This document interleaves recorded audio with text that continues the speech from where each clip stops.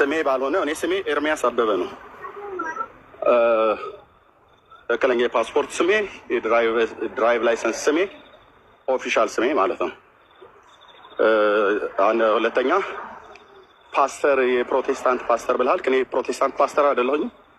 የማገለግልበት የጸጋ ስጦታ ኢቫንጀሊስት ነኝ፣ ወንጌላዊ ነኝ። በወንጌላውያን አማኞች አገለግላለሁ። ኦኬ። በዚህ ስም የሚጠራኝና በዚህ ስም ሶሻል ሚዲያ ላይ ወጥቶ የሚናገር ቢኖር እግዚአብሔር ምስክር ነው፣ በፍትሐ ብሔር በየትኛውም ባለበት አገር ላይ ሆኜ እጠይቀዋለሁ። ስምህ ካልሆነ ፓስተር ካልሆንክ አንድ ፓስተር የፕሮቴስታንት ስሙ ያልሆነ ከተናገርኩኝ እኔ ነኝ ብለህ መምጣትህ አስገረመኝ ማለት ነው። ስምህ ካልሆነ ፓስተር ካልሆንክ አንተን አይገልጽም ማለት ነው። ቪዲዮ ለእኔ ነው ብለህ ምላሽ መስጠትህ ስህተት ነበር ማለት ነው። ማለት ሰው ሳይጠራ ዲል እኔ ነኝ ብሎ ሊመጣ አይችልም። በእስልምናው ለምሳሌ ሙሐመድን ሴጣን ተወህ እንዴ ተብሎ ሲጠየቅ ኖ አልተውኩህም አብሬህ ነኝ ብሎ አላህ ምላሽ ሰጠ። ምን ቻሌንጅ እናደርጋለንና እኛ የሙስሊሞቹ አምላክ አላህ ሴጣን ተብሎ ይጠራል። ምክንያቱም ያለ ስሙ ሴጣን ተብሎ ሲጠራ ተውከው እንዴ ሴጣን ተብሎ ሲባል ነው አልተውኩትም፣ በረፋዱ ምላለው በነጋው ምላለው አልተለየሁትም ይላል። ስለዚህ አንድ ሰው ያለ ስሙ ያለ ደግሞም ያለ ፕሮፌሽኑ ሲጠራ እኔ ነኝ የተጠራሁት ብሎ ማለቱ ስህተት ይሆናል ማለት ነው።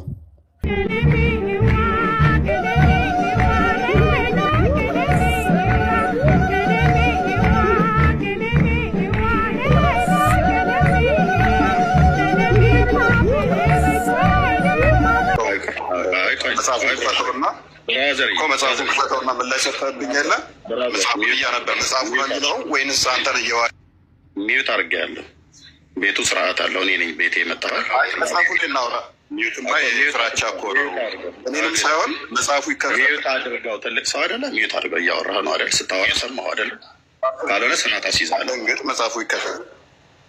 መጽሐፉ እሺ፣ እታችሁን መጥቼም ዝም ብለን እንትን እንዳናረገው ይህንን እያልኩ ያለሁት ለምንድን ነው የተነሳው ርዕሱ እዚህ ታሪክ ላይ የተነሳው ርዕስ አባ ለትጹን ፈጽሞታል አልፈጸመው የሚል ነው። በእርግጥ ስለዚህ ዋናው ራሱ ፈጻሚ አባ ለትጹን አይደሉም። አባ ለትጹን የት እንደተሾመ ብታውቁት ነገር የለም። ችግር የለም። እኔ አሁን እሱ አይደለም ሲጀመር ጥያቄ ምን ነበረ? ይሄ ሰው ህጋዊ ካህን ነው ወይስ አይደለም? በቃ ህጋዊ ካህን አይደለም፣ ግን እሱ አጨርብሮ ግን ገብቶ እየቀደሰ ነበር የሚል ነገር ነው የተመለከትነው። ስለዚህ አሁን ሁለቱ ነገሮችን መያዝ አለብን። አንደኛ አባ ለትጹን አድርገዋል የተባለውን አላደረጉም ነው የሚለው በኤርሚያስ ታምኗል። ሁለተኛ አደረጉ የተባሉት የገዳሙ አበምኔት ራሱ በቤተ ክርስቲያን ውስጥ ህጋዊ ካህን አይደሉም፣ አጭበርብረው ገብተው ሲቀድሱ የነበሩ ሰው ናቸው። ሁለቱን ከተማመንን ቀጥል ደግሞ እስቲ መጀመሪያ ፕሮቴስታንት የሚለውን ሐሳብ ከማንሳታችን በፊት ማርቲን ሉተር ማን ነው የሚለውን እንመልከት። ሰላም፣ እንዴት ናችሁ? ሰላም ክርስቶስ ይብዛላችሁ። እስቲ ዛሬ ደግሞ የማርቲን ሉተርን ጉድ እንመለከታለን። በጣም ብዙ ጉዶች ነው ያሉት እንደምታውቁትና ከዛ ውስጥ አንዱን እንመልከት። ማርቲን ሉተር እነዚህ አምስቱ ሶላዎች እምነት ብቻ፣ ጸጋ ብቻ የሚሉ አስተምሮችን ከማስተማሩ በፊት ምን ብሎ ተናግሯል? እነዚህ ነገሮች የተገለጠልኝ መንፈስ ቅዱስ ነው የገለጠልኝ ብሏል። እና መንፈስ ቅዱስ የገለጠልኝ ሽንት ቤት ውስጥ ሆኜ ነው ብሏል። ሽንት ቤት ውስጥ ሆኖ ነው መንፈስ ቅዱስ የገለጠለት። እንደው እግዚአብሔር አምላክ ይቅር ይበለው እንጂ አንድ ማስተዋል ያለብን ነገር ግን እስቲ መጽሐፍ ቅዱስ ላይ የትኛው ሰው ነው ሽንት ቤት ውስጥ ሆኖ መንፈስ ቅዱስ የገለጠለት? የለም ማለት እኛ መንፈስ ቅዱስ ለቅዱሳን ሲገልጥ የምናየው ቅዱስ ዮሐንስ ራእዩ የተገለጠለት በጾም በጸሎት በፊት ሞስ ደሴት ቁጭ ብሎ ነው። ሐዋርያት መንፈስ ቅዱስ የወረደባቸው በጾም በጸሎት እየተጉ ነው። ሽንት ቤት ቁጭ ብሎ ማን የተገለጠለት? ይሄ ሰውዬ ትምህርቱ እንዳለ አጋንንታዊ ነው፣ የሐሰት ትምህርት ነው። ምን ለዚህ እና ሽንት ቤት ውስጥ ቁጭ ብሎ የተገለጠለት ትምህርት ነው። እንግዲህ ይሄ ሁሉ ህዝብ ዛሬ ዓለም ላይ ይሄ ሁሉ መንጋ ጠፍቶ የምናይበትና በጣም ያሳዝናል። እስቲ ለወንድሞቻችሁ ሼር አድርጉላቸው።